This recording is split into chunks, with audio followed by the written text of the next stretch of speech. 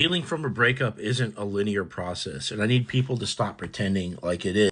As a coach, we can get into this trap of just telling you what the right answer is, you know, and it can make it seem like there's an expectation to just, put in the work, just get it done, and just move on to the next thing. But the reality is, you're suffering in the meantime. After you've been through a discard, it's tough.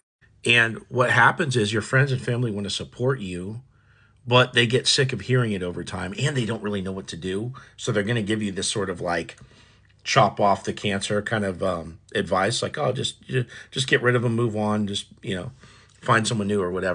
And so over time, you notice that people have sort of like a shelf life of their care and concern for your situation. And then you end up bottling it in, right? You're afraid to talk about it again because you've already talked about it a million times, and people lose their patience, and you're already suffering bad enough. You can't afford to have your support system lose their patience with you. And so as you go through this breakup, it's going to be like that squiggly line to success. It's not this linear process of just, day by day you're just getting better and better and better. No, there's a lot of setbacks, a lot of lonely nights.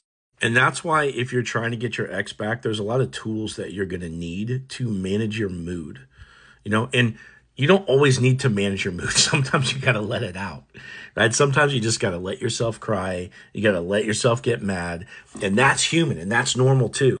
But ultimately, if you want the result, you're going to have to pick yourself up to a place of emotional strength that you can perform charismatically to your ex. This is our goal, right? Might take some line squiggling to get there, but the ultimate goal is to be strong enough to re-attract them. And once we get in those shoes, you're not going to have a reason to be sad anymore. If you would like some help on this journey, this is all I do. This is my job. I'm a breakup coach, and I put hundreds of people back together, and you can see the receipts on my profiles.